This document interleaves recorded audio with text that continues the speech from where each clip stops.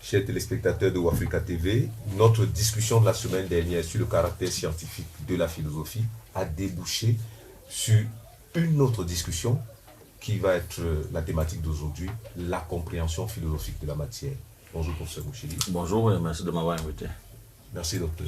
Bonjour, docteur. Bonjour, merci.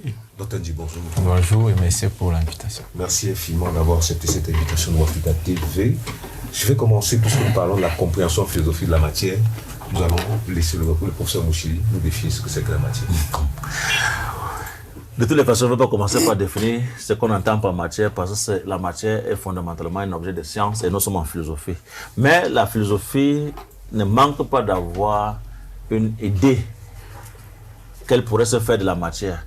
Mais il s'agit d'une idée qui n'est pas indépendante de celle que la science construit. Lorsque la philosophie s'est posée comme la principale discipline pouvant nous parler de la matière, on est resté dans un système où on pensait comprendre la matière en la voyant de l'extérieur de nous.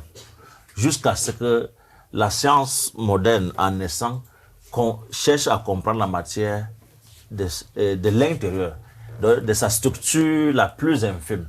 À partir de là, on a établi que la matière ne peut pas être totalement un corps, ne peut pas être inerte, et parce que la matière n'est pas seulement corps, et que la matière n'est pas seulement inerte, puisqu'elle est capable de dynamique, à partir de là, on comprend qu'il y a une dimension ondulatoire de la matière.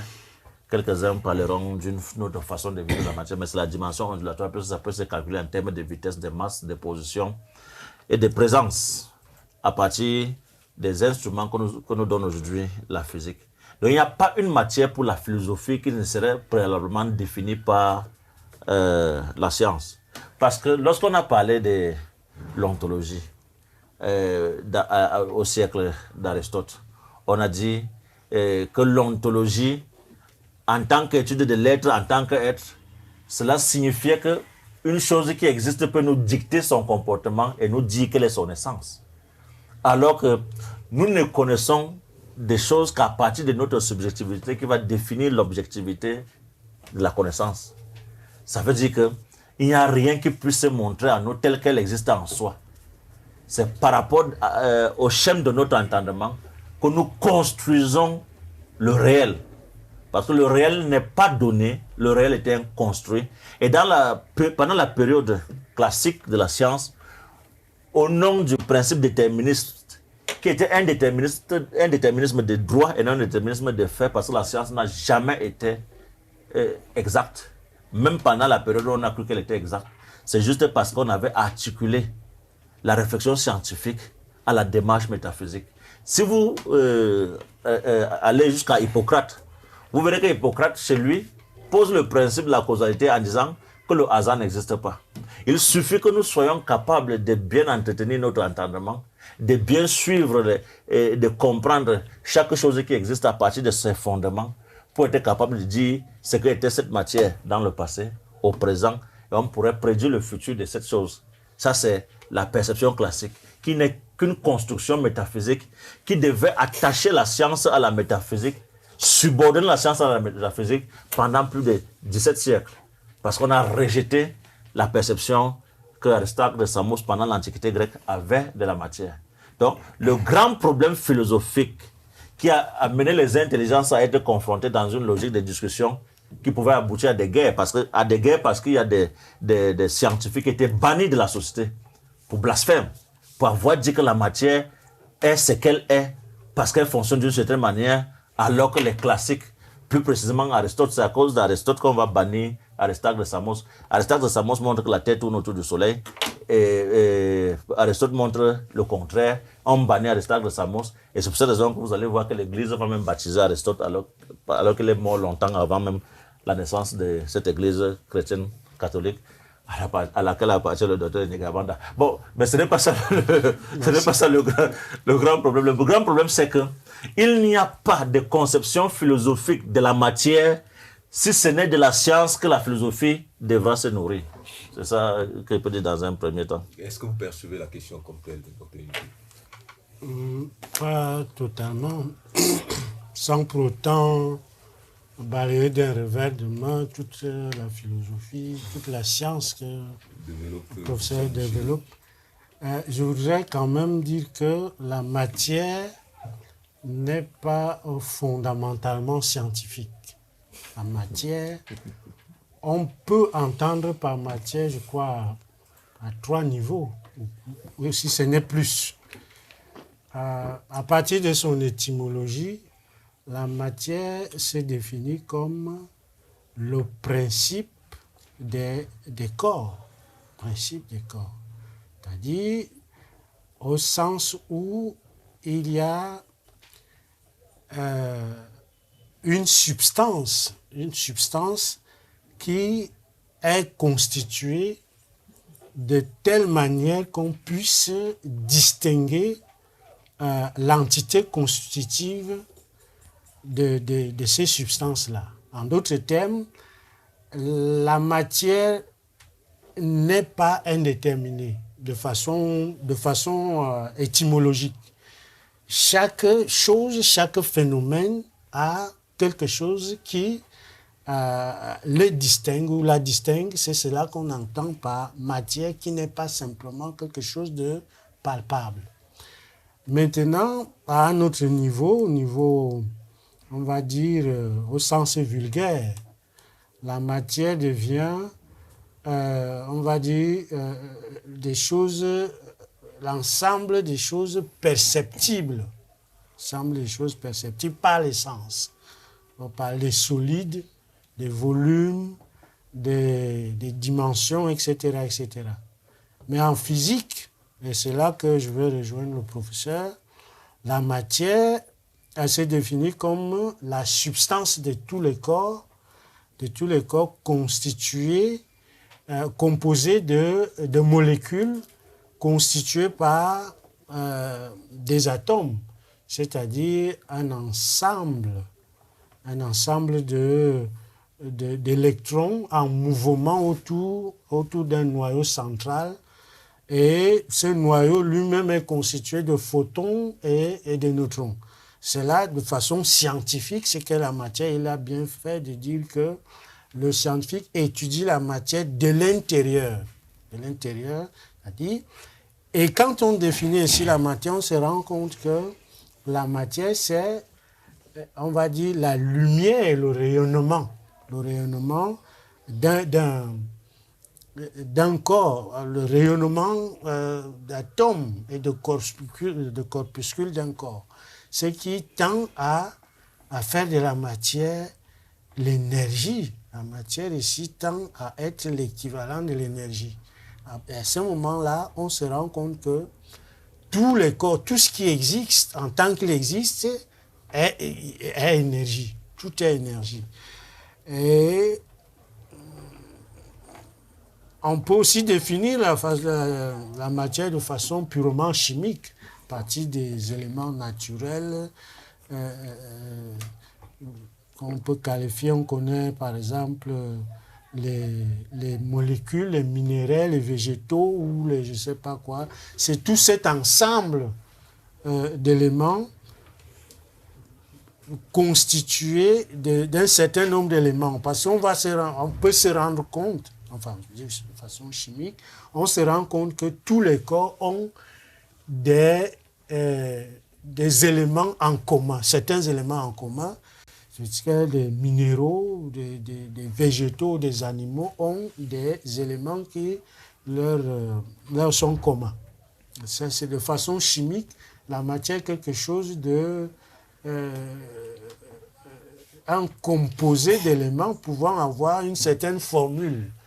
Mais philosophiquement parlant, c'est là même le point le plus intéressant. Philosophiquement parlant, Aristote définit la matière comme un principe indéterminé. Un principe indéterminé, c'est-à-dire une potentialité, et une potentialité, un principe indéterminé qui peut aussi être une potentialité qui forme et spécifie la chose. Aristote prend l'exemple de l'airain. L'airain, la matière airain. On peut prendre le bois. Prends l'exemple du bois.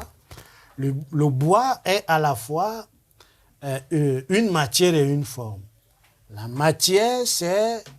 le bois, c'est la matière. La forme, c'est le statut qu'on va faire avec cette matière-là. Et le tout va donner une statue. Donc, Aristote définit la matière comme un principe indéterminé et pure potentialité qui actualise et spécifie encore. Aristote définit la matière. Et donc, on peut dire que pour Aristote, la matière, c'est quelque chose en puissance, mais qui peut aussi être en acte. C'est un saint Thomas qui va aller dans le même sens, on ne peut pas entrer dans cette chose-là. Donc, mais avec Descartes, on va se rendre compte que Descartes tend à faire de la matière quelque chose de purement spatial. Parce que la matière chez Descartes se réduit à l'étendue géométrique. Ce qui est frappant chez Descartes, c'est que lui, il fait de la matière une entité purement spatiale, comme je l'ai dit, susceptible d'application géométrique. C'est-à-dire la physique de Descartes est une physique géométrique, c'est-à-dire une physique sans matière. Une physique sans matière. Et on va accuser Descartes à partir de là d'avoir fait de la physique métaphysique. Parce qu'Aristote réduit le réel à l'étendue, à la spatialité. Il peut être objet de mathématiques. On va étudier les corps. Mais la façon de faire d'Aristote a connu une abondante postérité par la suite. Parce que la physique va devenir justement un pur et simple langage de la science. Donc, enfin, pour tout dire, la notion de la matière est une notion très complexe, qui n'est pas réductible à la science. C'est une notion à la fois métaphysique, c'est une notion ontologique, c'est une notion même culturelle. On parle de la matière scientifique, les matières littéraires, on parle de la matière de mon travail, on parle de, etc. C'est une notion très complexe, susceptible d'applications diverses. Et voilà, je peux m'arrêter là pour l'instant. Quand on parle de la matière en général, on est dans une partie de la dualité par rapport à l'esprit qui est de l'autre côté. Est-ce que l'intervention de la matière comme objet de science vient nier l'esprit? Bon, je vais ramener les choses terre à terre, comme on dit souvent. En fait, le débat que nous engageons aujourd'hui se justifie tout simplement par la tentative historique d'esquiver la science. Pourquoi? Quand vous rentrez dans l'Antiquité grecque, prenons à ce niveau-là, c'est déjà une manière de délimiter l'histoire, mais commençons à ce niveau-là. Vous allez vous rendre compte que la science ou l'histoire de la philosophie qu'on nous présente commence avec des auteurs tels que Thalès. Et on vous dit que Thalès voulait faire quoi? Il voulait tout simplement identifier l'élément fondamental de la nature. Donc il voulait comprendre, avec nos termes aujourd'hui, le statut de la matière. Et il proposait, pour sa part, que la matière était constituée d'un élément qui était l'eau. Bon, ça nous rappelle la masse aqueuse de l'Égypte antique. Et à partir de lui, les Ioniens vont établir une tradition purement matérialiste qui va aboutir au mouvement atomiciste avec les Démocrites. Donc, je fais un saut pour vous épargner les Anaximandes et tout le reste. Et avec Démocrite, Démocrite va dire que en réalité, l'élément fondamental, c'est l'atome. Alors, il sort des corps et des formes et des objets ou des entités physiques qu'on pouvait observer, et il va plus loin en identifiant l'atome comme l'élément fondamental de la matière.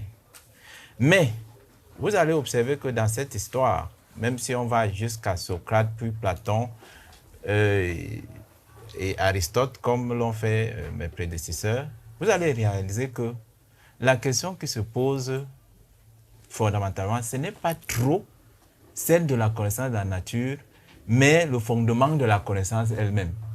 Parce que les gens veulent savoir à partir de quoi on peut connaître le monde ou les choses. Et c'est ça qui va créer le basculement avec les platoniciens, les hellénistes plus particulièrement.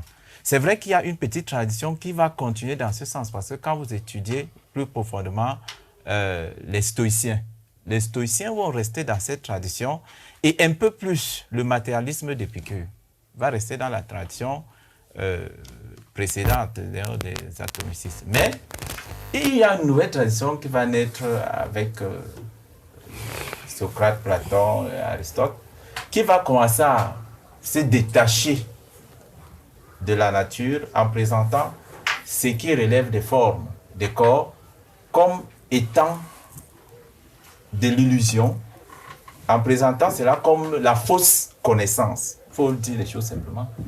Et la vraie connaissance, ou bien la véritable source de la connaissance. Ouais, je vous ai dit, on voulait savoir quel est le fondement de la connaissance. La véritable source de la connaissance va se situer maintenant au niveau de la conceptualisation de l'homme, d'idées.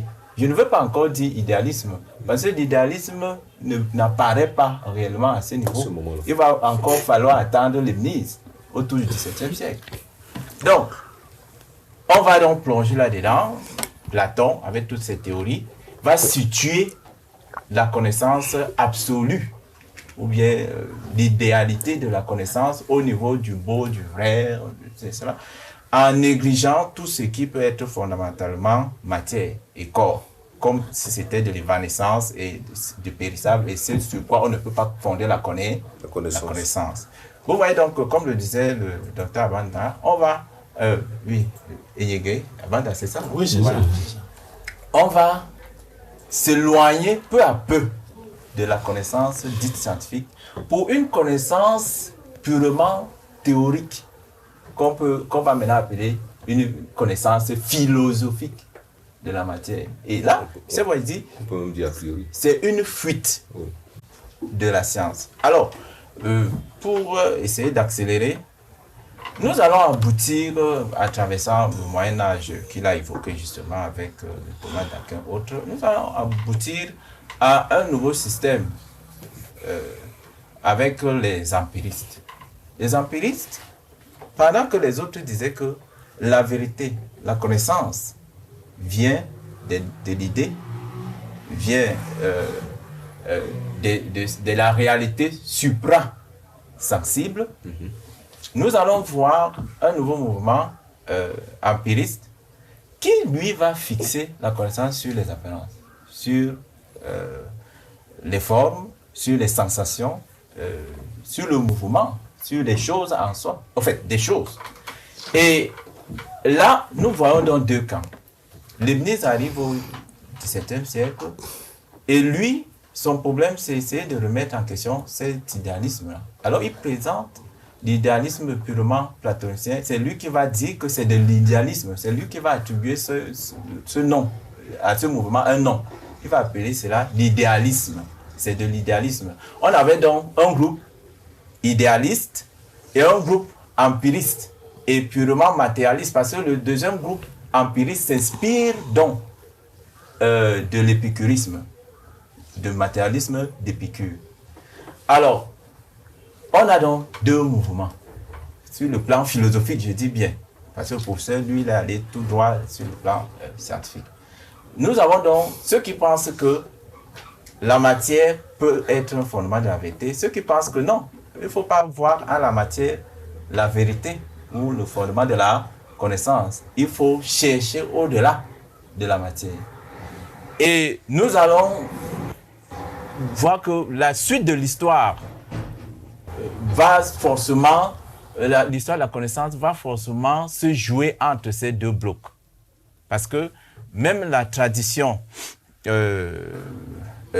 rationaliste, avec Emmanuel Kant et avec les Hegel plus tard, qui vont arriver, Hegel, lui, il va essayer d'unifier ce système, à la fois matière et corps, en trouvant un idéalisme holistique qui va donc essayer de justifier à la fois la présence de la matière, mais aussi la raison qui devient donc le seul moyen pour comprendre cette matière. C'est pourquoi il va dire que tout ce qui est rationnel, tout ce qui est réel est rationnel et tout ce qui est rationnel est réel.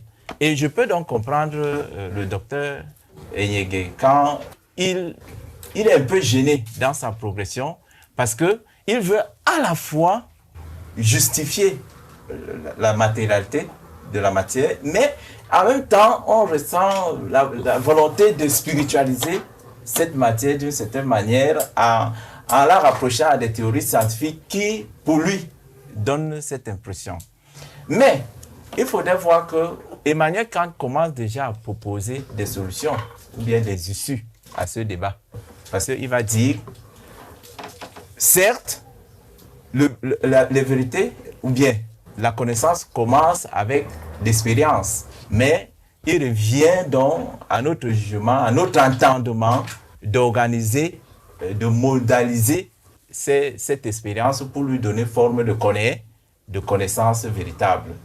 Et plus tard, nous aurons des penseurs qui vont un peu le suivre, parce que quand vous voyez la pensée de Thomas Nagel, par exemple, c'est justement une sorte d'amplification de la pensée d'Emmanuel Kant, où il pense qu'on ne peut pas comprendre la matière de manière subjective, mais on ne peut pas aussi donner totalement confiance à l'empirisme.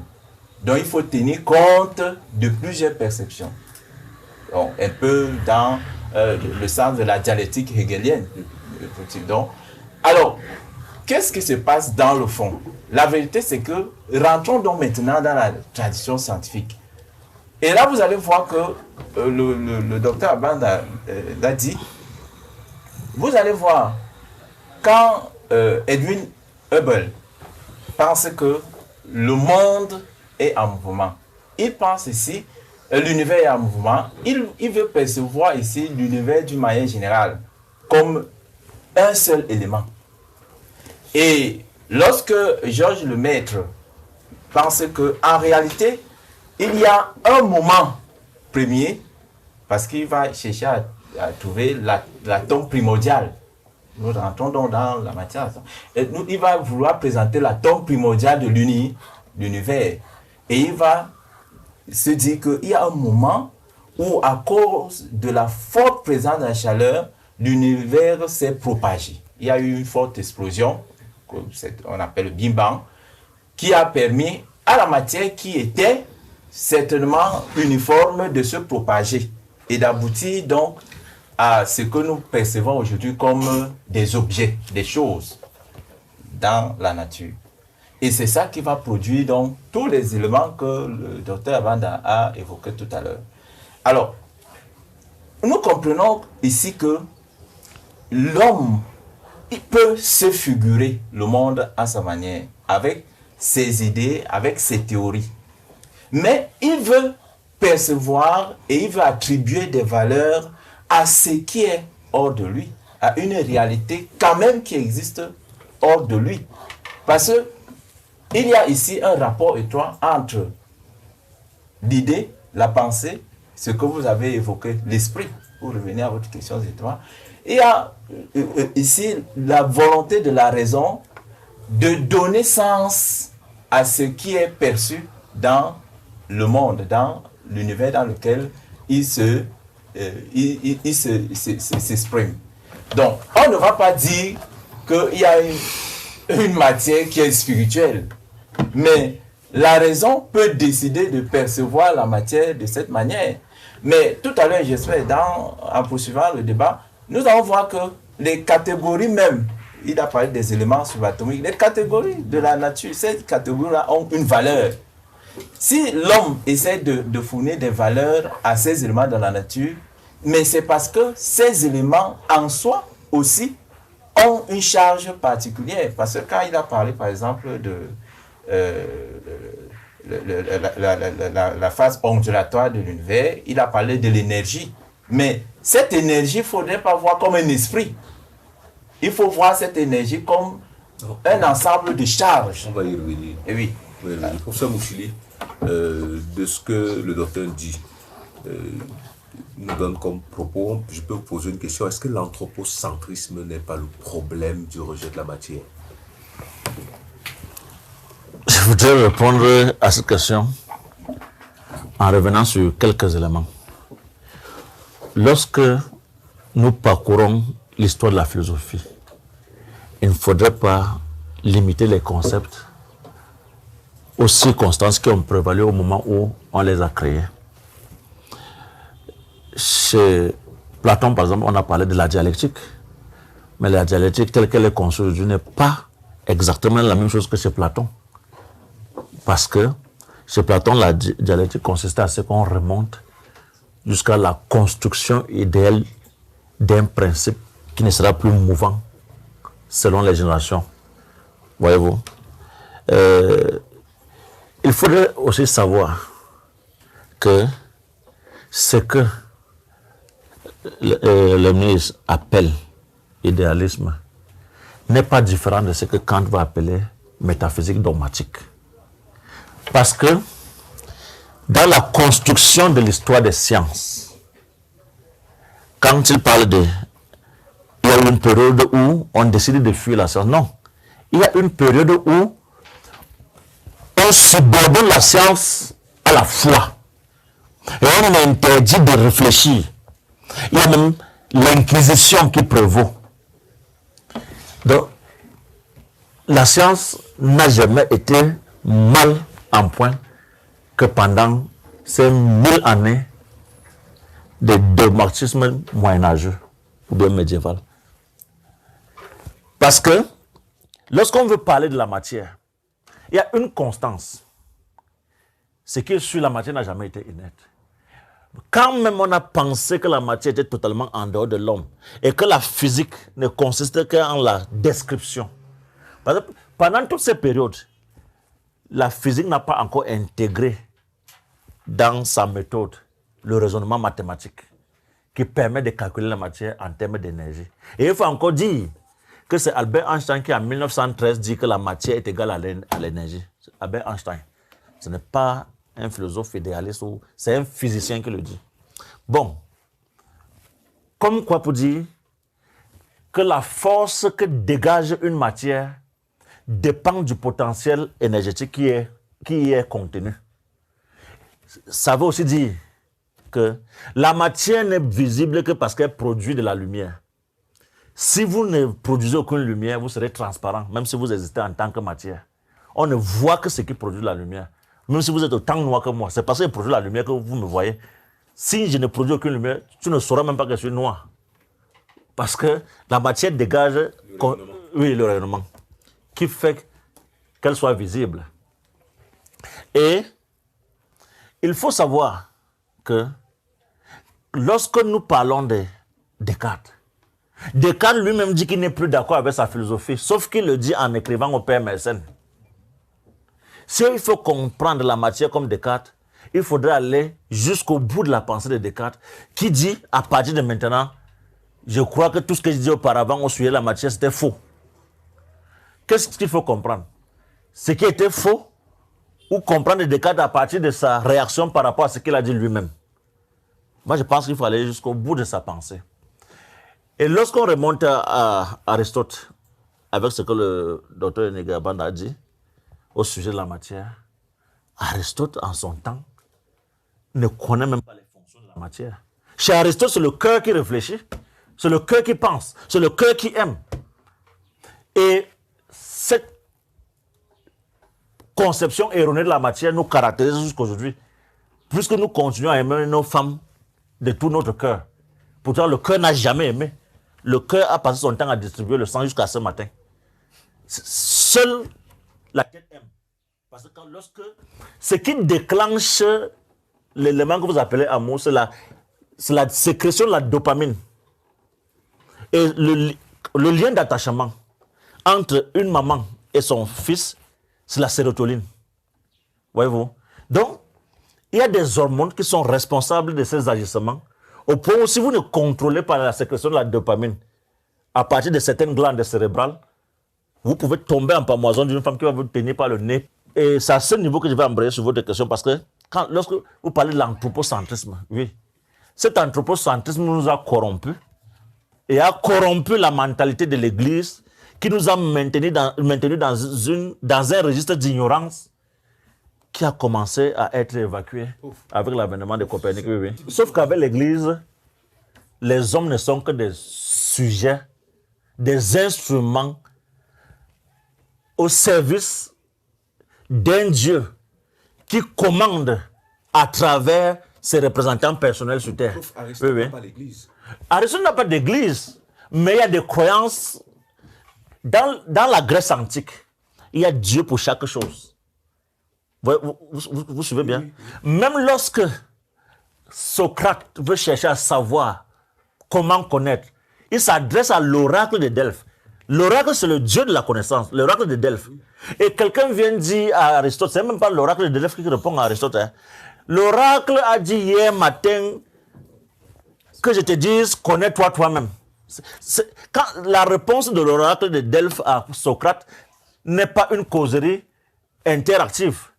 Non, on lui rapporte que l'oracle de Delphes commande de savoir ce qu'on est avant de savoir ce que les autres choses peuvent être en termes de connaissances qu'on peut avoir de ces choses-là. Voyez-vous? Donc, ça veut dire quoi? Qu'aucune chose ne nous a jamais dicté ce qu'elle est par elle-même. Kant a relativement raison quand il dit nous ne connaissons des choses que ce que nous y mettons nous-mêmes. Voyez-vous? Ouais. Et lorsqu'on passe de Descartes à Kant, de Kant à Hegel, en oubliant que Hegel veut piétiner, puisqu'il est très sévère vis-à-vis de la critique que Kant adresse à Descartes. Tout ce qui est réel et rationnel, tout ce qui est rationnel et réel d'Hegel ce n'est pas différent des idées claires et distinctes qui constituent la connaissance chez Descartes. Parce que c'est vrai que par moment, Kant reste enfermé dans cette affaire-là. Parce qu'il y a... Quel est le rôle de la matière dans la vie? Si nous ne buvons pas de l'eau, qui est une matière, nous mourrons. Mais, lorsque Kant va jusqu'à ignorer la matière pour dire que l'intention peut, dans certaines circonstances, être au-dessus de l'action. Moi, je me demande, si vous avez faim et que vous êtes à l'article de la mort, je me dis, si j'avais un beignet, je vous le donnerais. Et quelqu'un d'autre vient et vous donne effectivement le beignet. Qu'est-ce qui vous sauve? C'est le beignet qu'on a donné. Et non l'intention de celui... Non, on donne en donnant, on ne donne pas en développant des intentions. Parce que ce sont des actes qui sauvent. Et un acte qui consiste à produire de l'énergie. Parce que donner est un acte physique, mais qui dépend du travail que chacun fournit pour être capable de donner. Alors que l'égoïsme consiste à rester tranquille et à ne rien faire. Vous restez tranquille, on vous taxe d'égoïste. Parce que pour donner, il faut encore avoir les capacités physiques, vous donnant le moyen de soulever ce que vous allez donner pour donner. Parce que la main qui donne fait un travail.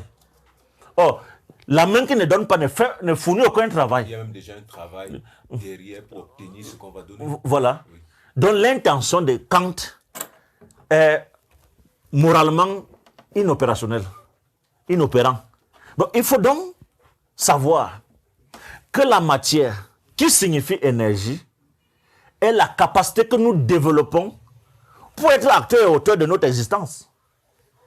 Parce que, comment voulez-vous que la matière ait une signification si l'homme n'existe pas pour lui en donner une? Il faut savoir que le langage n'est pas une simple parole jetée. Le langage existe parce que les choses existent.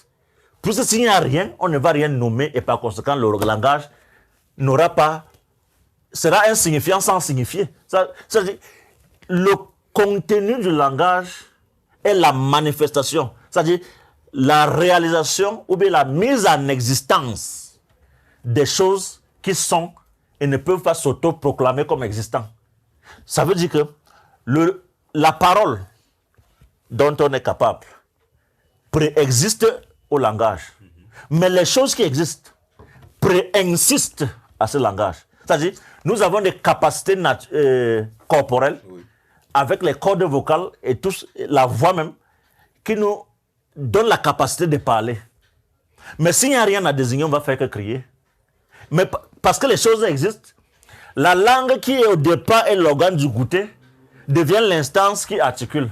Et vous constatez vous-même que la langue en tant que matière non inerte peut être utilisée à d'autres fins. Aujourd'hui, la langue est davantage utilisée pour articuler le langage que pour goûter. Pourtant, la fonction première de la langue, c'est de goûter. On nous a appris ça à l'école primaire. Mais la langue goûte de moins en moins et articule de plus en plus. Et nous envoie en prison parce qu'elle a cessé de fonctionner selon qu'elle a été déterminée naturellement à l'être. Voyez-vous, si une langue ne fait que goûter dans la vie, il sera difficile que celui qui possède cette langue aille en prison un jour. Mais parce que la langue s'est dotée d'autres fonctions, c'est ce dont l'homme seul est capable. Parce que l'animal, le chien de 1992 se comporte comme le chien de ce matin. On a beau dresser le chien, qu'il ne devient pas intelligent et qu'il n'est pas toujours capable d'articuler en ce qui concerne la production du langage. C'est un langage figé. Il n'y a pas une différence entre le lion de l'Antiquité, de Platon, et le lion d'aujourd'hui. Chaque matin, le coq va chanter. Pour finir, sur l'anthropocentrisme. Non, l'anthropocentrisme, c'est la volonté pour l'homme de réduire tout à lui. Mais ce n'est pas totalement quelque chose qu'il faut rejeter parce que tout part de l'homme pour arriver à l'homme dans la nature. Il n'y a rien qui existerait et qui aurait une signification indépendamment de l'homme. Parce que l'homme est... D'où la phénoménologie en philosophie. C'est-à-dire, tout ce qui a existé avant l'homme n'a pas de signification parce que l'homme n'était pas là pour lui donner cette signification. Même quand, en 1965, les physiciens aux États-Unis ont cherché à dater le début du monde. Dr. Dia a parlé tout à l'heure de l'atome primordial qui atteint 10 puissance 28 degrés et explose. Mais on s'est dit, si ça avait atteint 10 puissance 30 degrés, ça aurait plutôt cramé. Et il n'y aurait pas eu explosion. On situe ça à 10 puissance 28 degrés. On voit là le point de départ de la matière. Mais aujourd'hui, nous avons aussi, dans la physique, dans l'astrophysique, des avancées qui fait que, parce qu'on a des doutes sur le point zéro du début du temps, on veut attribuer à cela une existence. C'est-à-dire, on veut inventer un Dieu qui serait le point de départ du monde. Parce qu'on s'est dit, non, là, pourquoi la science n'est-elle pas encore arrivée à tel niveau de compréhension? Mais avant 1965, la science n'avait pas encore établi le principe du Big Bang. Il fallait qu'on arrive à 1965. Mais pourquoi on est arrivé à 1965? C'est parce qu'en 1901, Planck pose les jalons en écrivant 2 articles sur le rayonnement des corps chauffés. Et on voit la force de la lumière. On voit la force de la matière qui n'est plus inerte. C'est établi de façon officielle. Mais je veux vous dire que pendant le Moyen-Âge, on sait que la matière n'est pas inerte. Mais à cause des commandements de l'Église, on a peur de le dire. Même les sociétés savantes qui naissent en ce moment-là font des serments. Prennent des serments pour ne jamais enfreindre la volonté de l'Église qui s'institue et commande la volonté d'être intelligent. Docteur Abanda, Oui. est-ce que la matière peut échapper à la précompréhension que nous avons de la réalité?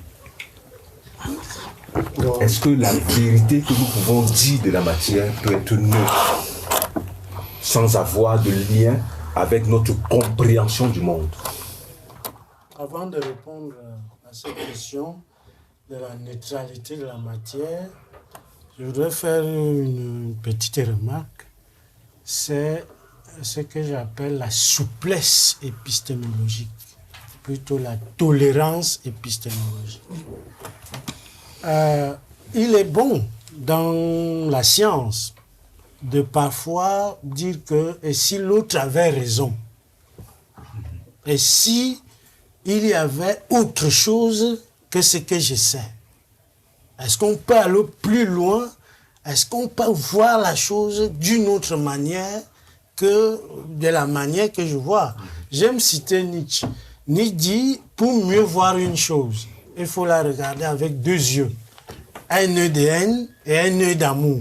C'est-à-dire la thèse et l'antithèse. Jusqu'où mes connaissances sont-elles fondées? Jusqu'où ce que j'ai lu est la meilleure et la seule façon d'apprécier le réel. Quand le professeur parle, il se heurte à plusieurs écueils épistémologiques que je peux qualifier d'infranchissables. Il bute plein de choses et je vais quand même revenir à certaines choses très, très rapidement. Quand il dit « la parole présiste au langage », je ne suis pas tout à fait d'accord. J'ai raison, lui aussi a raison de le dire, parce qu'il a ses raisons. Le langage, est-ce qu'il y a des primordiales? La parole n'est qu'une façon de manifester la présence du langage. Il y a le langage des signes qui n'est pas parole. Il y a le langage des formes. Il y a le langage de la lumière. Il y a plein d'expressions du langage. Écrire, c'est parler, c'est-à-dire donner sens au langage d'une autre forme. Ce qui est de primordial vraiment, ce n'est pas la parole, c'est le langage. Le langage qui a pour but d'ouvrir au sens du monde. Alors, et il y a aussi ce qu'il a dit chez Kant, je ne suis pas tout à fait d'accord, et j'ai tout à fait raison, lui aussi il a raison. Il a tendance à mélanger les matières chez Kant. Il parle de la connaissance et il sort de la théorie de la connaissance pour virer dans la morale kantienne. Ce n'est pas tout à fait la même chose. Kant définit la matière comme la sensation que nous avons d'un phénomène. C'est-à-dire, du point de vue purement gnoséologique ou épistémologique, la matière, c'est, je vais dire, ce qui dans le phénomène procure de la sensation. Ça, la matière. Et quand il distingue aussi la matière du point de vue moral, la matière de la morale, c'est-à-dire de ce qu'il faut faire ou de ce qu'il ne faut pas faire. Voilà la matière de la morale. Bien sûr, la morale de Kant, c'est la morale d'intention, mais il faut savoir qu'avant d'arriver à l'acte, avant de tendre cette bouteille, même si on peut penser que je le fais instinctivement, il n'en est rien. Il faut toujours partir de l'intention pour arriver à l'acte. C'est l'intention qui détermine l'acte. C'est pourquoi, bon, moi je reviens toujours au Moyen-Âge, hein, et enfin, le Moyen, je vais me limiter au Moyen-Âge pour prendre l'auteur que je voulais, Pierre Abélard du Palais. Pierre Abélard du Palais, à son époque, il était dit, et il a développé des choses là-dessus, il a dit, l'intention vaut l'acte. L'intention vaut l'acte. Et donc, c'était condamné. Et on dit toujours que l'enfer est pavé de bonnes intentions. C'est-à-dire que on dit j'aurais dû, j'aurais pu, ainsi de suite, ainsi de suite. Voilà, c'est-à-dire, on ne peut pas, disons, scinder l'intention de l'acte. L'acte, c'est l'intention, c'est la cristallisation d'une intention. Donc, dans l'acte, il y a l'intention. C'est l'intention qui détermine l'acte. Si je n'ai pas eu d'intention... Je vous en prie. Ça, c'est pas pour vous couper. Je prends juste une parenthèse. Il ne faut pas qu'on aboutisse à un relativisme philosophique dans la conception des choses. Non. Là, je vous en prie, j'ai fini. Et il ne faut pas aussi faire la confusion entre le relativisme et la relativité. La relativité signifie, lorsqu'on se place à cet angle pour regarder la bouteille, si tout le monde se place au même endroit, on verra la même chose.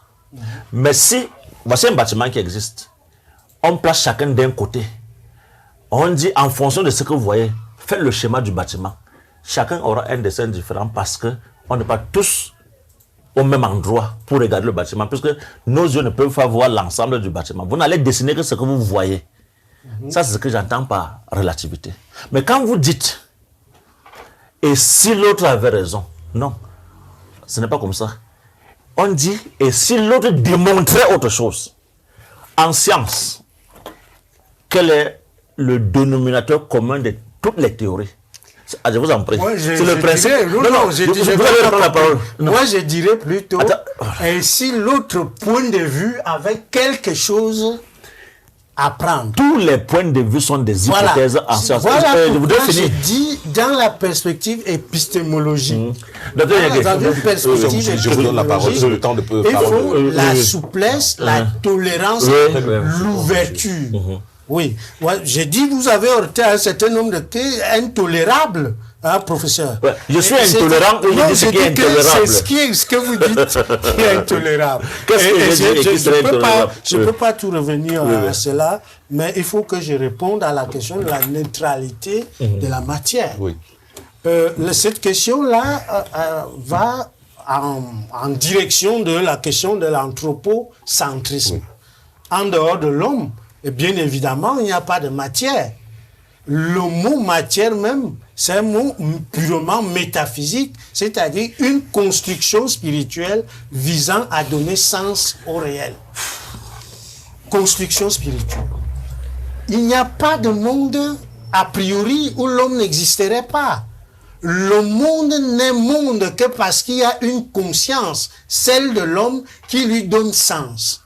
Et à partir de laquelle on se projette, on se détermine. J'attaque un peu, docteur Nigué. Oui. Et si l'homme lui-même n'était qu'une matière, et ce que nous appelons esprit, oui, n'était que sa part d'énergie, comme il y a dans chaque matière une énergie. Tout à fait, mais il y a là, il faut voir les choses aux limites de l'humain, aux limites de l'entendement humain. Je veux par là dire que la conscience humaine est la limite de la pensée. C'est-à-dire, on ne peut pas penser au-delà de sa propre conscience. J'ai écrit un livre, hein, mais c'est encore en correction, un livre sur la construction et la démolition du sens. C'est toute l'histoire de l'homme n'est focalisée que sur la construction et la démolition du sens. Quand je pense qu'il peut y avoir quelque chose qui préexiste en l'homme, c'est toujours moi qui pense.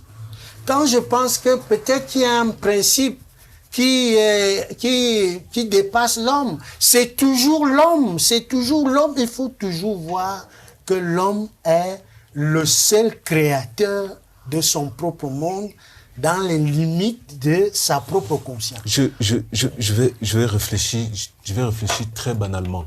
Oui. Quand j'examine la matière, quand j'étudie la matière, avec, et vous l'avez dit, dans le troisième sens de la définition que vous avez donné de la matière, vous avez rejoint le professeur Moucheli sur la dimension ondulatoire de la matière.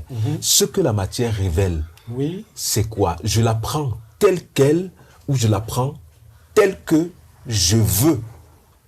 Est-ce que vous comprenez le sens de ma question? C'est-à-dire, est-ce que ce que la matière me révèle, je la prends telle qu'elle se révèle, ou alors au besoin même, je détourne le sens de ce que la matière me révèle. Est-ce que vous voyez? Et du coup, on serait, si on ne fait pas attention, on serait dans un monde qui est tel que nous pensons sans être en réalité le monde tel qu'il est. Ce qui fait la richesse et même la saveur du monde, c'est qu'il y a toujours un mystère. Avant de découvrir quelque chose, je crois que la chose existait. quand je découvre que la lumière n'est qu'un un rayonnement, lumière et rayonnement d'atomes et de corpuscules, je le découvre à un moment donné. Mais aussi longtemps que mes connaissances étaient bornées, je me prenais pour un dieu. Je pensais que j'avais la totalité de la connaissance. Or, on se rend compte, plus on va dans la découverte de la matière, plus il y a toujours quelque chose qui échappe à la pensée. Il n'y a que l'homme qui peut aussi avoir conscience des limites de sa propre pensée dans la poursuite de ses connaissances, dans la poursuite de ses recherches. Docteur Nigué, on va y revenir. Docteur Di, quelle est la relation que l'homme doit avoir avec ce que la matière révèle? Bien. Je disais d'abord au docteur Nigué qu'il a commencé avec Nietzsche qui est un matérialiste. Et que, en réalité, si nous sortons de notre subjectivisme, j'ai l'impression que bon, on ne s'acharne pas sur le docteur Nigué, l'un s'en faut, mais je veux dire que ce qui développe, c'est de la philosophie. On appelle ça l'idéalisme ontologique. Et il essaie de temps en temps de basculer entre l'idéalisme dit subjectif, qu'il défend beaucoup plus, et de temps en temps, il balance entre l'idéalisme subjectif et l'idéalisme objectif. Et le problème ici se situe justement dans la manière dont on veut circonscrire la connaissance. Je dis bien on veut circonscrire, je n'ai pas dit qu'elle est circonscrite. La manière dont on veut circonscrire la connaissance. Voyez-vous, vous avez posé une question tout à l'heure.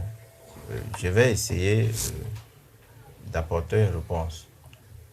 Moi, je pense que on comprend la matière en fonction de notre degré de connaissance sur le monde. Ça veut dire que nous ne venons pas avec une idée totalement préconçue, mais le degré de connaissance que nous avons nous permet d'aller plus loin. Alors, ça veut dire que ce n'est pas nous, tel que on veut le démontrer, ce n'est pas nous qui projetons notre subjectivité de manière aléatoire ou bien de manière subjective sur le monde. Non. Mais notre degré de connaissance nous permet d'aller plus loin, de modifier le savoir que nous avons sur la matière. Et tout à l'heure, quand je parle, je ne suis pas toujours contre. Parce que quand le docteur Abad a dit que la parole ou alors le langage peut créer ou bien peut proposer des choses qui ne sont pas forcément dans le monde ou dans la matière, il n'a pas tort. Parce que justement, si on parle de la philosophie de Richard Rorty, on peut aboutir à cela. Ça veut dire que nous pouvons créer des unités du langage qui ne sont pas forcément référencées dans le monde de manière factuelle. Donc, on peut s'éloigner du factuel pour proposer des unités du langage qui ne correspondent pas. Je prends un exemple banal. Nous tous, nous connaissons le Njunju dans nos traditions, mais personne n'a rencontré ce Njunju dans la rue. Donc, on peut proposer des idées ou bien des théories qui n'ont pas forcément un rapport avec le réel. Et c'est là qu'il faut donc revenir à Karl Popper, dont nous avons fait allusion la dernière fois. Parce que Karl Popper dit justement que toute théorie n'a de valeur scientifique si cette théorie est en rapport, donc fait face aux faits, donc à l'expérience. On est libre d'avoir des théories. On est libre de définir ou bien de mettre en place toute forme de système, mais il faudrait que cela puisse s'affronter, ou bien se confronter aux faits ou au monde pour avoir une certaine certitude, ne serait-ce que pour un moment, ou bien une certaine scientificité de cette théorie. à cet effet, je dirais donc, pour revenir à la question de départ, que la matière, en réalité, préexiste à nous. Parce que quand vous posez la question là, et l'homme, demain, je parlais de l'histoire de l'univers. Dans l'histoire de l'univers, l'homme n'est pas l'élément fondamental. Nous parlons de la matière qui a préexisté à l'homme. Et que c'est dans la constitution progressive, évolutive de cette matière que l'homme apparaît. Ça veut dire que l'homme vient et trouve quelque chose qui préexiste à son apparition. Il veut donc comprendre cette chose-là. On ne peut donc pas limiter cette connaissance au perceptible. Parce qu'au départ, il a été dit ici que la connaissance, la matière est donc dans ce que nous percevons, ce qui est vu dans la nature. Ce qui est perceptible dans l'univers représente à peine 70% de la constitution réelle de l'univers. Parce que quand nous parlons de la matière aujourd'hui, à côté de cela, il faut penser qu'il y a l'antimatière et qu'il faudrait l'évaluer donc en fonction de ce que nous voulons percevoir ou expliquer dans le cadre contextuel de l'homme dans l'univers. Et là, moi, je pense que c'est un voyage sans fin. Nous ne pouvons pas délimiter a priori ce qu'est la matière là maintenant. Parce que même en science, on continue à découvrir des éléments nouveaux dans la construction de cette matière. La figer, ici, à partir peut-être d'une position philosophique, va nous empêcher d'admettre les découvertes ou bien la connaissance qui viendra par la suite. Ou alors, on risque de plonger sur l'idée selon laquelle, non, c'est l'homme qui produit ces choses qui n'existent pas. Il les produit comme ça, et il n'y a donc rien de vrai. Ça peut donc aboutir au relativisme, comme le soulignait le professeur tout à l'heure. Non, il faudrait reconnaître que même le professeur qui est revenu, par exemple, à la perception physicaliste de la matière en évoquant le cerveau et tout cela, c'est juste des diverses tentatives pour l'homme de cadrer ou de saisir autant que faire se peut l'univers, le monde et la matière. On ne peut pas négliger un aspect. Je suis d'accord, on ne peut pas négliger un aspect. C'est là qu'Aristote a tout dit. Un principe indéterminé. Non. Dont la forme actualise et spécifie. Aristote est allé très loin, je ne sais pas si un autre esprit ira aussi loin. Non, l'indéterminisme... Non, c'est-à-dire, c'est là que vous arrivez, c'est-à-dire le mystère, ce qui continue après qu'on croit connaître. Il y a un au-delà, c'est-à-dire, quand je dis au-delà, je pense à la métaphysique. La métaphysique, un au-delà de ce qu'on sait. Dans tous les cas, on peut donc classer ça dans les idées que proposait Kant. Vous dites qu'à ce moment, nous sommes dans l'ordre de l'irrationnel. Moi, je reste dans l'ordre du rationnel. Je dis, dans ce cadre-là, si on veut même faire l'apologie d'Aristote en disant qu'il a tout dit, alors, je disais d'abord, je pense qu'il va falloir que le docteur Nyege accepte la critique. Hein. Non, on est là. Parce que quand il réagit, je respire et je l'accepte. Un fondement. Et je continue. Mais quand je réagis, il ne veut même plus que je parle. Non, allez-y. Bon, donc, je veux un fondement. Je veux des parce fondements. que quand il brandit Aristote en disant qu'il a tout dit, le professeur l'a dit ici, il n'a rien dit de la matière. Dire qu'il y a une réalité absolue dans la matière, ce n'est pas dire ce qu'est la matière. Aristote n'a pas parlé de matière absolue. Hein? Non, je dis présenter la matière comme vous le dites, présenter la matière comme quelque chose d'absolu. Non. Oui, parce que l'absolu, quand vous dites indéterminé. Voilà, l'indéterminé, ce n'est pas un absolu. C'est un absolu. Non. c'est ce qui est Ça dans veut dire un quoi? processus Non. de De découverte. Non. Processus de découverte. Oui. L'indéterminisme, par exemple, chez Karl Popper. Donc, L'indéterminisme non, ce n'est fait pas- droit ce n'est pas à ce qu'on ne peut ce pas n'est- arrêter la l'indéterminisme. connaissance. L'indéterminisme. Le sens continue à prospérer. Oui, L'indéterminisme d'Aristote n'est pas l'indéterminisme de... L'indéterminisme. Non, permettez. Oui. Il faut qu'on clarifie les choses. Pas les gens nous regardent. C'est lui qui le disait ici Oui, tout à l'heure. tout à fait. Il y a des étudiants qui nous Oui. écoutent et ils vont s'embrouiller. L'indéterminisme d'Aristote, ce n'est pas l'indéterminisme dans le sens de la physique moderne.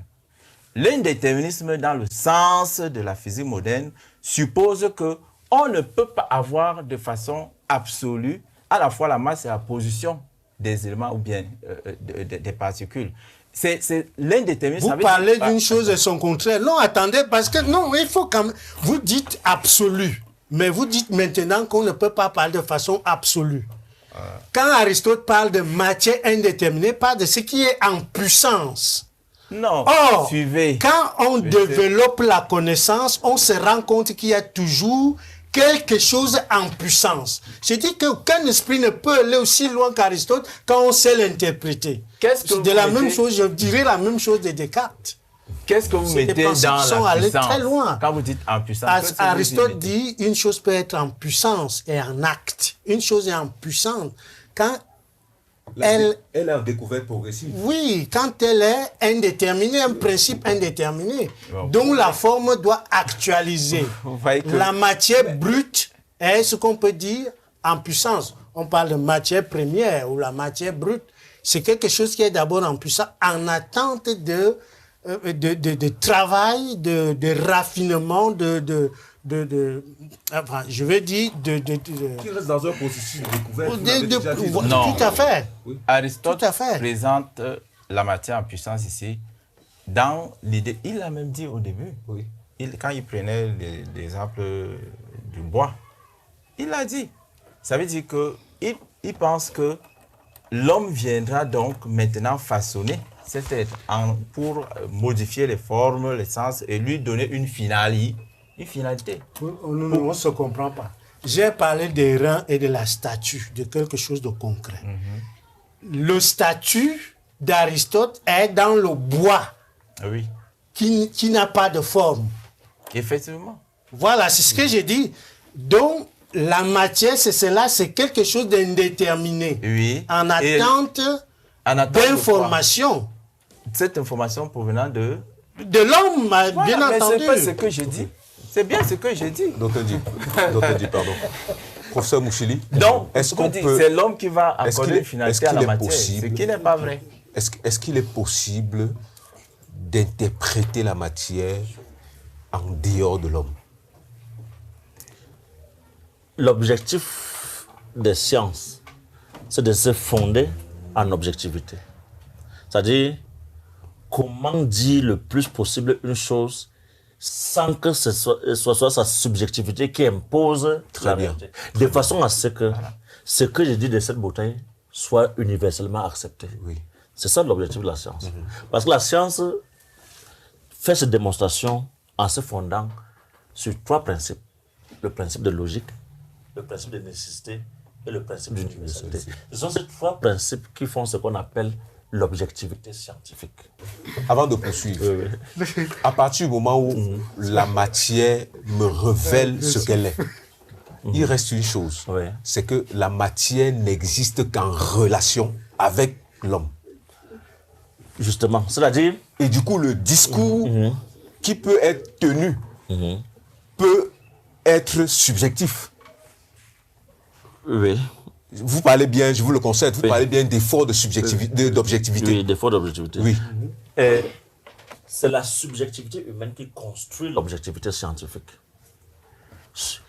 Mais quand on lit l'histoire de la philosophie, l'histoire des sciences, pendant toute la période classique, on a pensé que l'objectivité consistait en l'observation et en la description. Parce que la science physique n'a pas toujours été démonstrative.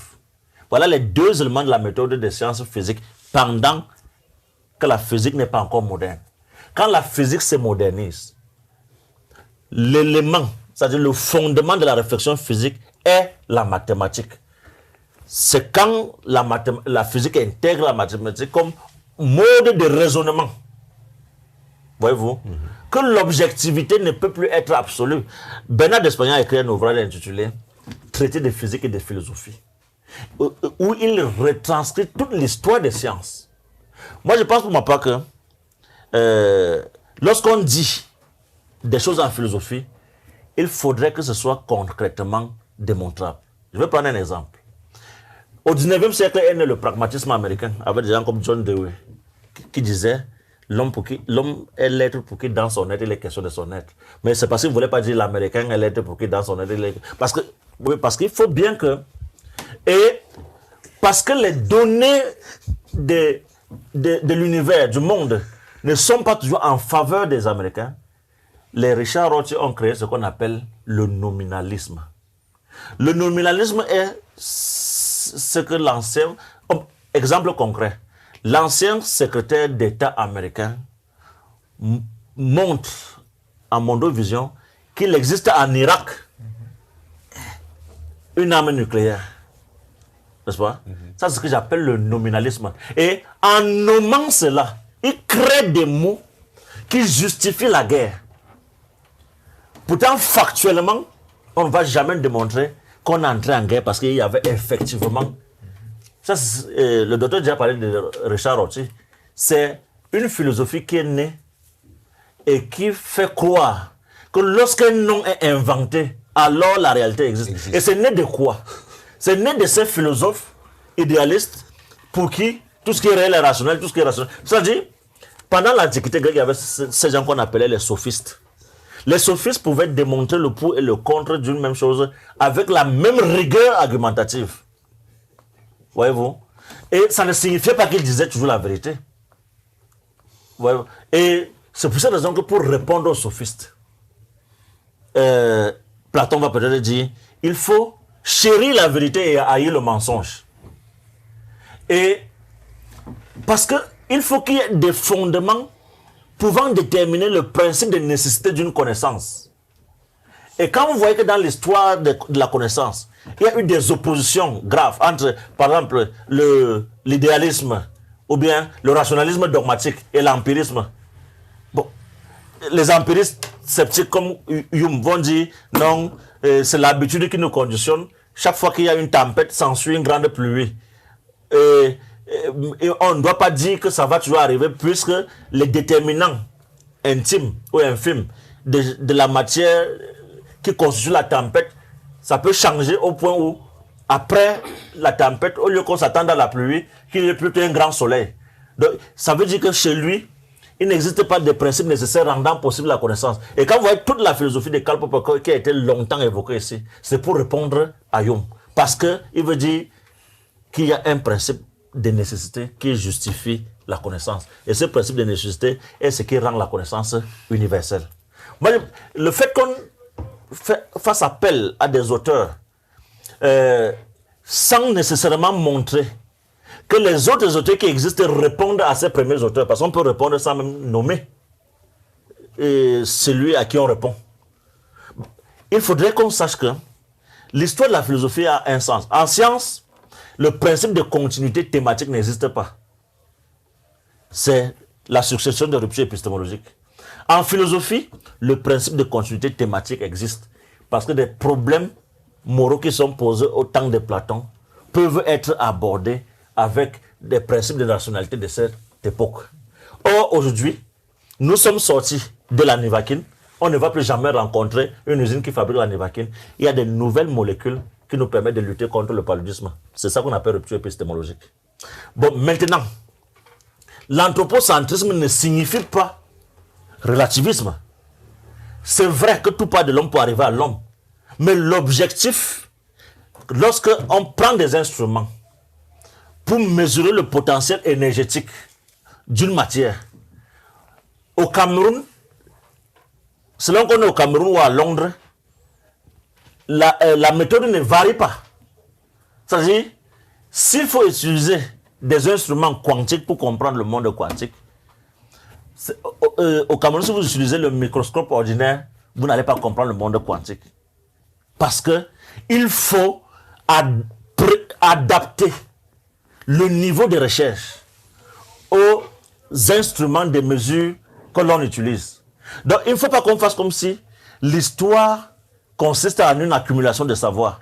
L'histoire ne peut pas consister en une accumulation de savoir. C'est des sauts, c'est des ruptures. Parce que celui qui a un savoir encyclopédique n'est pas nécessairement celui qui peut résoudre un problème.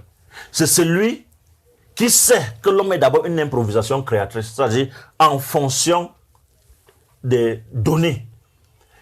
On peut être capable d'anticiper. Parce que s'il n'existe pas, en justice, les gens appellent ça, dans le droit, la jurisprudence, c'est-à-dire juger une affaire selon qu'il y a eu dans le passé tel exemple qui peut nous inspirer aujourd'hui. Parfois, quelque chose se produit pour la première fois. Comment faire? Il faut bien que l'homme sorte de l'accumulation de savoir pour inventer la solution à ces problèmes. Ça, c'est ce que j'entends par improvisation créatrice, qui est une capacité humaine qui ne peut pas s'évaluer quand on est dans une analyse. Mais il faut savoir aussi que tout ce qui se dit ne consiste pas en une simple affirmation, mais davantage à une sorte de démonstration.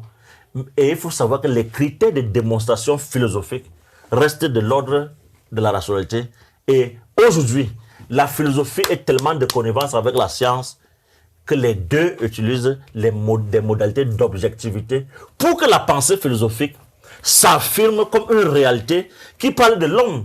Pas de l'homme qui mérite de vivre au ciel, mais de l'homme qui vit sur terre avec les problèmes de la terre et qui résout ces problèmes de la terre. Parce que si on se met à s'enfermer à Platon, est-ce que l'argent qu'on utilisait au temps de Platon peut acheter les beignets d'aujourd'hui? Il faut faire la philosophie de façon à ce qu'on soit capable d'acheter les beignets d'aujourd'hui. Donc avec le franc CFA qui est l'argent, puisqu'on répond aux problèmes d'aujourd'hui. Mais pour répondre aux problèmes d'aujourd'hui, suffit-il qu'on soit pétri d'histoire de la philosophie? Moi, je ne pense pas. Mais, comment évaluer parce que quand on soit en morale ou dans l'éthique, il y a le principe de flexibilité et le principe de localité qui permettent d'évaluer les normes éthiques d'un acte. C'est-à-dire, je prends toujours un exemple banal. Si vous êtes dans un dispensaire de mon village où l'alcool n'arrive pas, mon village même c'est déjà en ville. Si vous êtes dans un coin reculé, enclavé, et que vous ne pouvez pas obtenir immédiatement de l'alcool pour une injection, est-ce que utiliser du pétrole, ça c'est une caricature, dans ces circonstances, est éthiquement condamnable? Puisque l'éthique est déterminée par les circonstances qui prévalent au moment d'une prise de décision. Il faut faire quelque chose. Et dans l'éthique médicale, il n'est pas question d'abandonner. Il faut aller avec le malade jusqu'au bout. Et même, il y a des maladies. Autrefois, on a défini la maladie comme la sensation de la douleur ou de la souffrance. On ne peut plus définir la maladie comme ça parce qu'il existe ce qu'on appelle les maladies bénignes qui ne se prononcent pas en nous en termes de douleur ou de souffrance, mais qui parfois ne sont constatées que lorsqu'on est déjà à l'article de la mort. Je vais prendre un exemple. Les hépatites. Vous pensez que celui qui est victime d'une hépatite, qui n'a pas encore détruit le foie, c'est qu'il a l'hépatite, il faut aller à l'hôpital faire un examen et savoir qu'on a l'hépatite, et il faut faire que ça n'atteigne pas le niveau de la destruction du foie. C'est une phase où la maladie n'est pas bénigne parce qu'elle ne se prononce pas en termes de douleur ou de souffrance. Pour ça, je lui donne la possibilité de faire un dernier tour de table pour le temps. Vraiment une question d'enfant. Entre l'esprit et la matière, qu'est-ce qui précède? Parce que tout le débat que nous sommes en train de faire là semble tourner autour de cela. Oui. Entre l'esprit et la matière, qu'est-ce qui précède? Je dirais se donner.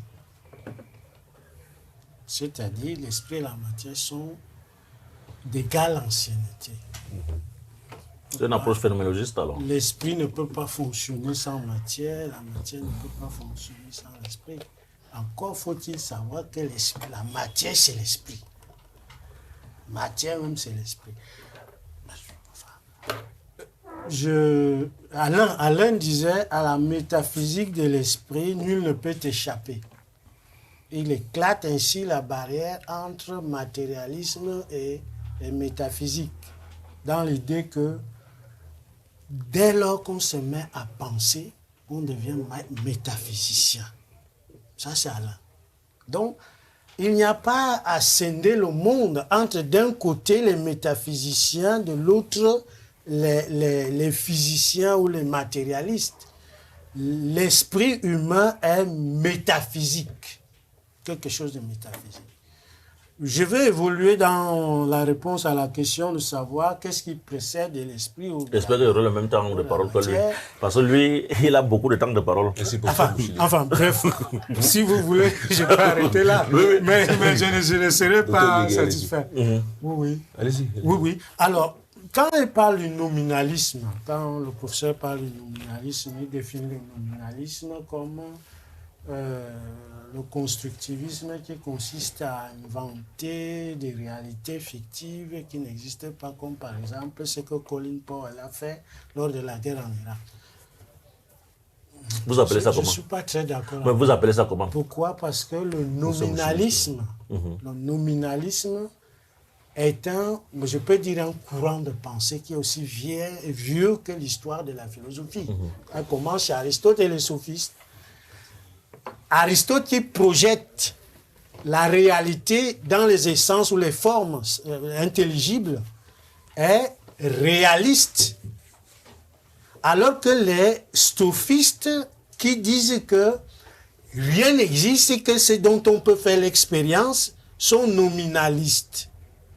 Le nominalisme est cette attitude d'esprit philosophique qui consiste à critiquer la réalité métaphysique des choses. Est-ce que vous comprenez? C'est-à-dire, un nominaliste, c'est lui qui pense que l'idéalisme est quelque chose relève de la folie. Que rien n'existe que ce dont on peut faire l'expérience. Un réaliste ou conceptualiste ou terministe, c'est lui qui croit aux absolus, aux idées, aux essences. Cette problématique va avoir un retentissement particulier au Moyen-Âge avec la querelle des universaux, c'est-à-dire les idées généraux.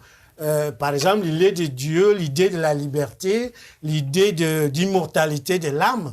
On va dire, est-ce qu'il y a quelque chose de susceptible d'expérience concrète, physique, dans l'idée de la liberté ou dans l'idée de Dieu? Ceux qui se posent cette question sont ceux qui sont critiques vis-à-vis de l'approche conceptualiste des idées, de croyance aux idées comme des absolus. Ça, c'est des nominalistes. Au Moyen-Âge, on a par exemple Rosselin de Compiègne. Rosselin de Compiègne critique Guillaume de Champeau, qui pensait que qui est dans la lignée platonicienne, pensait que la vraie réalité, c'est dans le monde des idées, c'est dans le monde de l'esprit.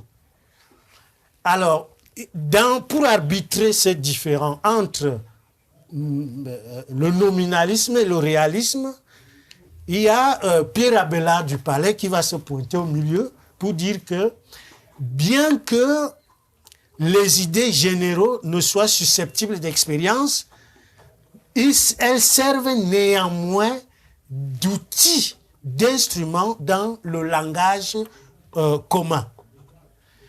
Mais il ne faut pas pour autant surestimer leur importance.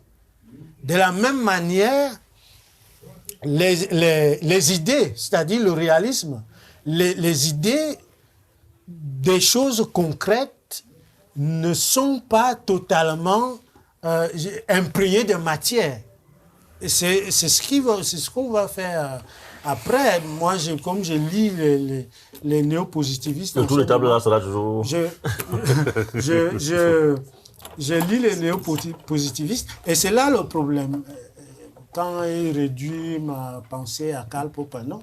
Non, je ne l'ai pas fait. Pardon pour ça. Non, je ne l'ai pas Il ne fait. l'a pas fait. Est-ce que l'énergie contenue dans la matière peut s'appeler de manière triviale son esprit? Personnellement, j'ai souvent l'habitude de garder le terme esprit pour les chrétiens, religieux, les religieux. Et je préfère, pourquoi fuir l'énergie? Pourquoi éviter d'employer le terme énergie alors que c'est ce qui peut être appréhendé de façon réelle et scientifique dans la matière. Moi, je pense que l'énergie, c'est l'énergie parce que elle est liée à la force et à la masse des objets qu'on peut examiner dans la matière. Si nous attribuons, au fait, si nous prétendons que cela est l'équivalent de l'esprit, nous courons le risque justement de croire que cette énergie qui est dans la matière est tout simplement le produit de notre peut-être propre imagination, c'est-à-dire nous projections. On va y mettre des intentions. Oui, notre imagination à ce niveau.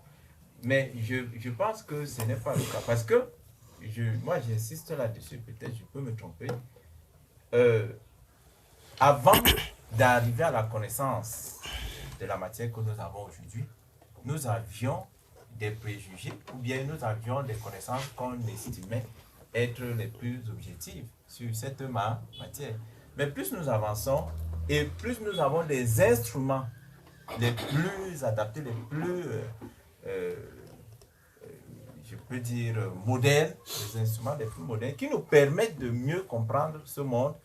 Vous voyez donc qu'il n'est plus question de notre seule conception ou de la seule perception de l'homme, mais on peut parfois se fier même à des objets qui ne sont plus totalement liés à notre constitution naturelle pour évaluer le monde et pour évaluer cette matière.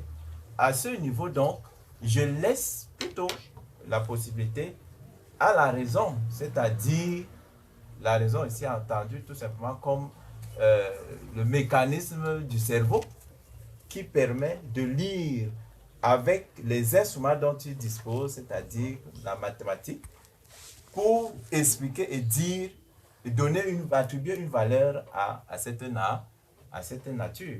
Je ne veux pas me confondre absolument à cette nature, même si moi j'en suis un élément constitutif.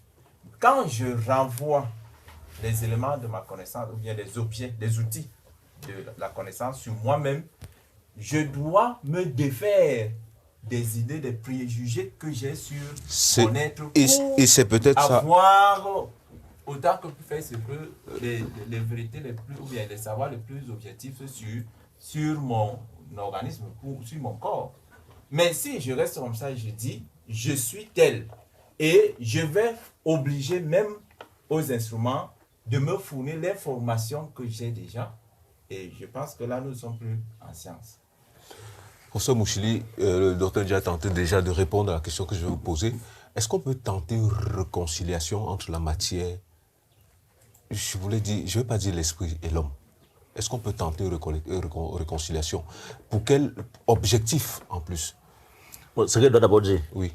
L'énergie est la matière. Albert Einstein, 1913, il établit l'équivalence entre l'énergie et la matière. Donc, l'énergie et la matière, c'est pour répondre à Aristote, qui croyait que la matière ne peut être en mouvement que si elle reçoit une force extérieure. Or, la matière est en mouvement par elle-même, et non parce qu'elle reçoit une force extérieure. Par conséquent, l'énergie est égale à la matière.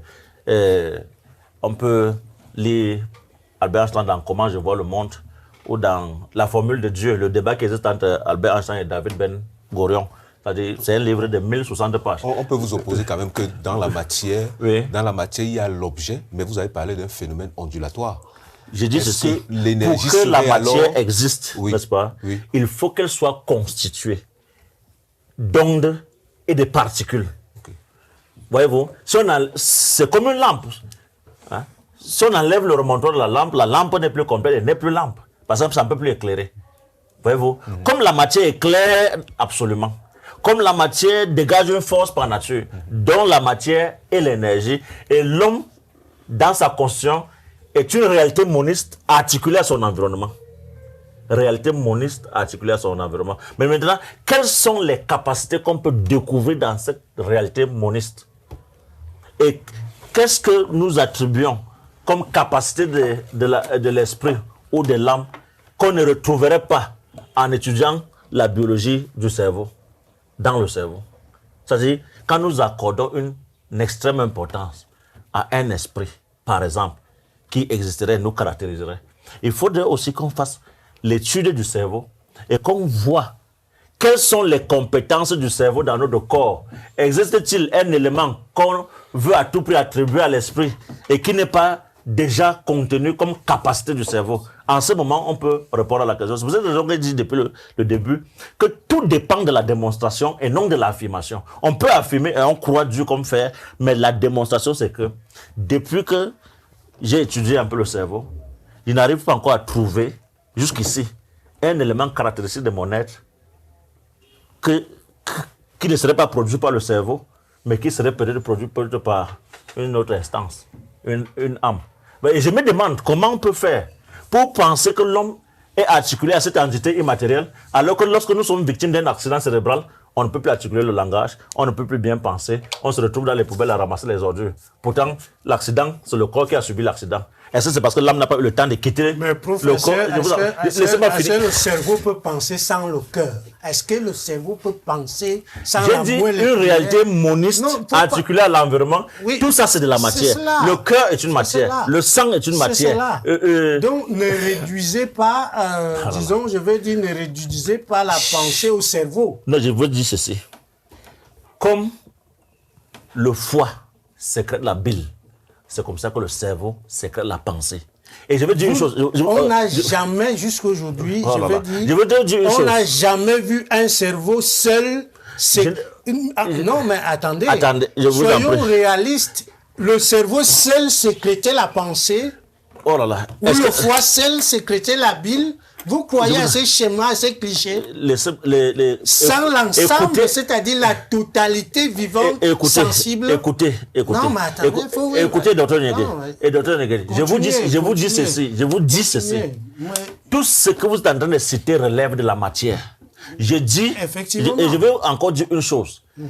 L'homme est une entité holistique, mais dont chaque organe a une fonction précise.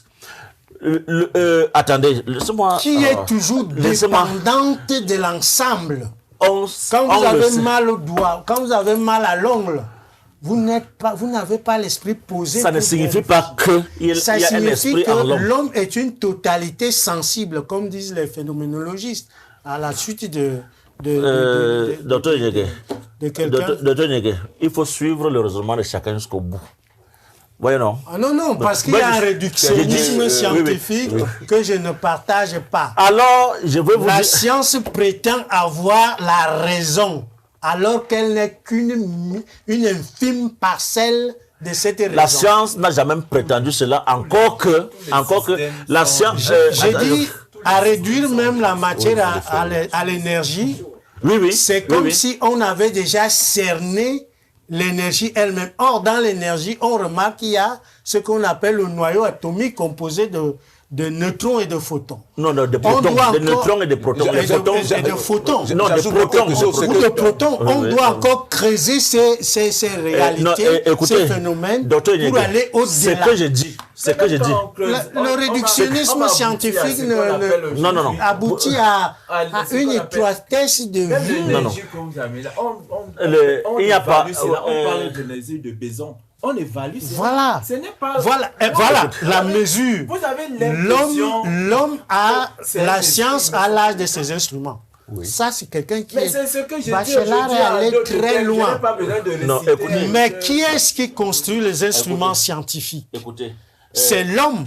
Ça, c'est C'est mon temps de l'homme qui, parole. pour continuer à construire son monde, C'est mon temps de parole. construire Ça, les on va instruments commencer à discuter comme les gens par du sa dimanche. propre conscience. Donc, le risque, c'est de ne pas conférer aux instruments plus de connaissances que ce que l'homme connaît. Même l'ordinateur ne connaît pas plus que l'homme. Chers téléspectateurs, c'est sur cette... Bon, c'est et sur celui cette- qui aura c'est compris, sur et cette celui qui aura discussion- parlé à ma place, il a c'est parlé sur et pour cette- lui et pour moi. C'est sur cette faute, cette discussion, justement la preuve que le débat continue. Et nous reviendrons. Nous allons croître, poursuivre, rechercher une puissance dans tous ces débats-là pour pouvoir programmer d'autres entretiens. Merci, professeur Mouchili. Je vous remercie. Quand même, j'aurais été totalement insatisfait. Oui, ça- parce que je n'ai pas eu le même temps de parole que les autres. Et ensuite- La satisfaction n'est pas de notre monde. Non, non, au cours d'un tel débat, on devrait être Merci capable de infiniment. Merci, respecter le temps de parole de chacun. Merci d'être venu. Non, ils vont pas s'en Non, ils vont sortir. s'en sortir parce que, Non. ils vont s'en sortir parce que nous allons opérer la déclinaison d'une thématique de celle-ci pour pouvoir leur servir Non, il y quelque a chose. un problème. Et disons-nous à très bientôt sur Africa TV.